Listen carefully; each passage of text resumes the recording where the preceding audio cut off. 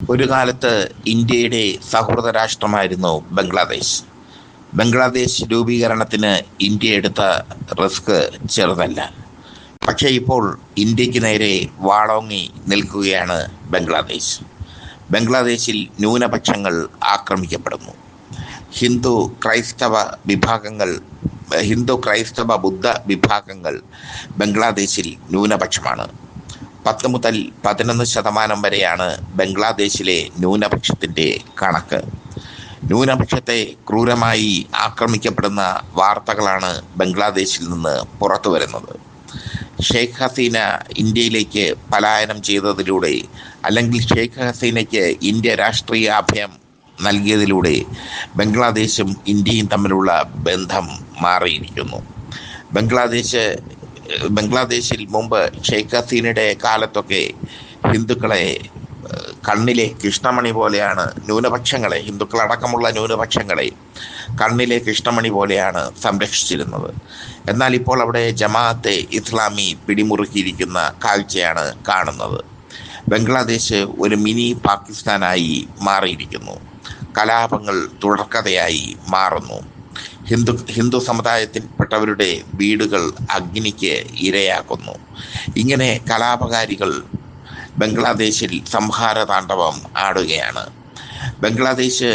ബംഗ്ലാദേശിൽ ഇപ്പോൾ പാകിസ്ഥാൻ പിടിമുറുക്കിയിരിക്കുന്നു എന്നതാണ് ഏറ്റവും ഒടുവിൽ ലഭിക്കുന്ന ന്യൂസ്. ഒരു കാലത്ത് ഇന്ത്യയായിരുന്നു ബംഗ്ലാദേശിന് എല്ലാവിധ സഹായവും നൽകിയിരുന്നത്. ബംഗ്ലാദേശിൻ്റെ പിറവിക്ക് കാരണമായത് തന്നെ ഇന്ത്യയാണ്. അതിനുവേണ്ടി ഇന്ത്യ പാകിസ്ഥാനുമായി നടത്തിയ യുദ്ധം അത് ചരിത്ര യുദ്ധമാണ്.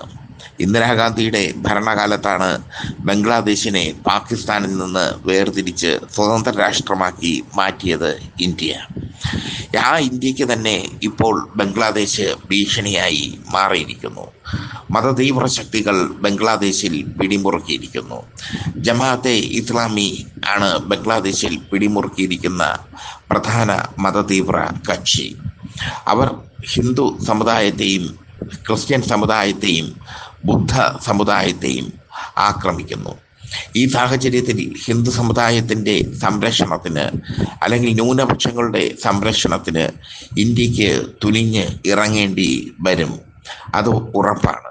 അങ്ങനെയുള്ള സാഹചര്യമാണ് ബംഗ്ലാദേശിലെ ഭരണാധികാരികൾ ഉണ്ടാക്കി വച്ചിരിക്കുന്നത്.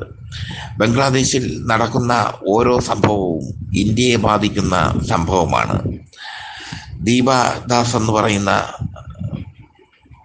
ഹിന്ദു യുവാവിനെ തല്ലിക്കൊന്ന സംഭവം ബംഗ്ലാദേശിൽ ഉണ്ടായി. ഹിന്ദുക്കളുടെ വീടുകൾ തീവച്ച് അവരെ പെരുവഴിയിലേക്ക് ഇറക്കിവിടുന്നു ബംഗ്ലാദേശിൽ ഇപ്പോൾ. ഇതൊക്കെ ഇന്ത്യക്ക് അസ്വസ്ഥമാക്കുന്ന കാര്യങ്ങളാണ്. ന്യൂനപക്ഷം എവിടെയായാലും ന്യൂനപക്ഷങ്ങളെ ആക്രമിക്കുന്നത് ശരിയല്ല എന്നാണ് പൊളിറ്റിക്സ് കേരളയുടെ അഭിപ്രായം. ന്യൂനപക്ഷം എവിടെയായാലും ആ ന്യൂനപക്ഷത്തിന് സംരക്ഷണം കൊടുക്കണം. എന്തായാലും ബംഗ്ലാദേശിൽ ഇലക്ഷൻ നടക്കുമ്പോൾ ഹിന്ദു ക്രൈസ്തവ ബുദ്ധ വോട്ടുകൾ 10 മുതൽ 11 വരെ വരുന്ന ഹിന്ദു ക്രൈസ്തവ ബുദ്ധ വോട്ടുകൾ വളരെ നിർണായകമാണ്. അവർ എന്തു വന്നാലും ഇപ്പോഴത്തെ ഭരണകൂടത്തിനെതിരെ പ്രതികരിക്കും എന്നുള്ളത് ഉറപ്പാണ്. ബംഗ്ലാദേശിലെ രാഷ്ട്രീയത്തെ നിയന്ത്രിക്കുന്ന കക്ഷിയായി ഈ ന്യൂനപക്ഷം മാറും എന്നുള്ളതും ഉറപ്പാണ്. മുമ്പ് തസ്ലീമ നസ്രീൻ ലജ്ജ എന്നൊരു നോവൽ എഴുതിയിരുന്നു. അതോടെ ബംഗ്ലാദേശിൽ നിന്ന് അവരെ നാടുകടത്തി. അവർക്ക് രാഷ്ട്രീയ അഭയം കൊടുത്തത് ഇന്ത്യയാണ്. തസ്ലീമ നസ്രിൻ്റെ ലജ്ജ എന്ന നോവൽ ബാബറി മസ്ജിദ് തകർത്തപ്പോൾ ബംഗ്ലാദേശിൽ ഹിന്ദുക്കൾക്കെതിരെ ഉണ്ടായ അക്രമ സംഭവങ്ങളെ അടിസ്ഥാനമാക്കി എഴുതിയ നോവലാണ്. ആ നോവൽ ബംഗ്ലാദേശ് തീവ്രതയിലേക്ക് പോകുന്ന തീവ്രവാദികളുടെ പിടിയിലേക്ക് പോകുന്ന സാഹചര്യം വ്യക്തമാക്കുന്ന നോവലാണ്. ഇപ്പോൾ ബംഗ്ലാദേശിൽ തീവ്രവാദികൾ മുറുക്കിയിരിക്കുന്നു. ഇസ്ലാമിക ആശയത്തിൻ്റെ തീവ്രതയാണ് ബംഗ്ലാദേശിൽ ഇപ്പോൾ കാണുന്നത്. എന്തായാലും ബംഗ്ലാദേശ് ഇന്ത്യക്ക് ഭീഷണിയായി മാറിയിരിക്കുന്നു എന്നുള്ളത് നിസ്സംശയം പറയാം. ന്യൂനപക്ഷങ്ങളെ സംരക്ഷിക്കാൻ ഇന്ത്യ തയ്യാറാകണം എന്ന് തന്നെയാണ് പൊളിറ്റിക്സ് കേരളയ്ക്ക് പറയാനുള്ളത് ഈ അവസരത്തിൽ.